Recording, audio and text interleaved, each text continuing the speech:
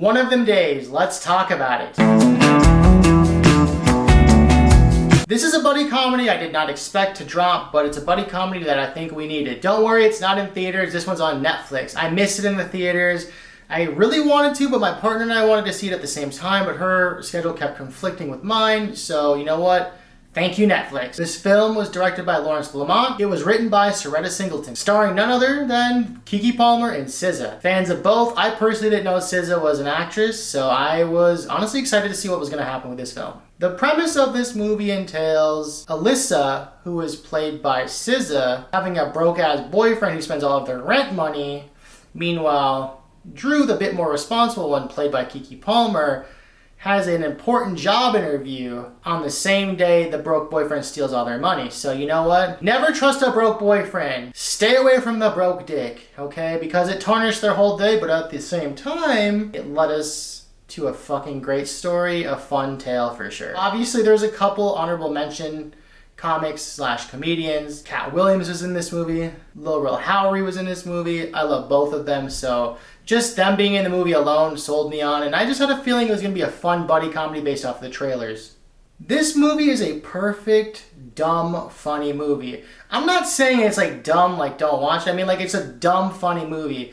There's nothing too deep going on other than shenanigans and slapstick humor. Personally, I think slapstick humor needs to make a comeback. I love a good slapstick. Shout out to like anything Chris Farley was in, slapstick. That shit was goated. I love it. I love a good hero's journey with shenanigans, and this movie's full of shenanigans. The fun part about this movie is like they have a certain amount of hours to get the rent money and to get Drew to her very important interviews, and there's like a little countdown marker. In between each countdown marker is a new shenanigan, and I feel like all of the characters definitely had fun making the film. This movie takes place in Los Angeles. I felt like it was a lot of fun. And I don't know, I feel like SZA and Keke Palmer did a good job riffing off of each other.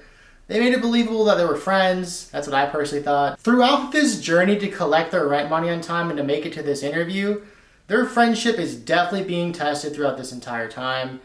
And it does get pushed to a limit. I won't say how. Please watch it on Netflix. At the end of the day, it is for the best. And you know, in all buddy comedies, they're a little formulaic. So each character pushes each other to be their best selves. And I really, really appreciated that.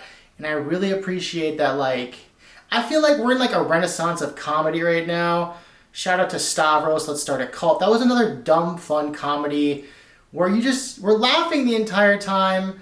And I feel like a lot of comedies nowadays, not to be that guy, I feel like a lot of comedies nowadays, there are funny movies. Like, there's a bunch of them.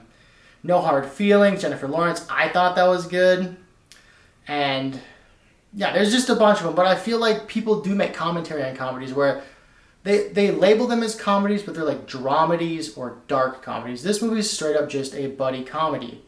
I think we need more buddy comedies because I just love a good comedy. If you a stony baloney who likes to toke, just do it beforehand. I highly recommend. I personally didn't do that, but I feel like it'll make the journey more fun for y'all. So enjoy. As a comedian myself, I truly believe that we're entering and have entered a renaissance of comedy. Because people want to push the envelope. People want to make other people laugh again. And I feel like it's okay to laugh. It's okay to have fun. There's all these micro niches where everyone's needs can be met. Shout out to Andrew Santino making his special called Cheeseburger. I think it came out a few years ago, a little while ago. And not every comedy movie has to be marketed towards the masses, but I feel like each comedy movie can be marketed towards like their own micro niche. And I feel like these movies can do well, and I feel like these movies should be in theaters because there's nothing better than watching a comedy in theaters and laughing with a bunch of strangers having a good time. It just sets the tone, it sets the vibe. I know I said I watched this movie at home, but trust me, I've seen comedies in theaters, and I highly recommend you watching this film on Netflix if you have the subscription.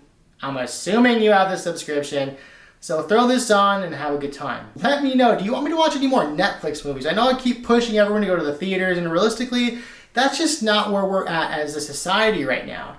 Let me know what you want me to watch on streamers in this specific video here, and I will do my best to watch it and review it. Until next time.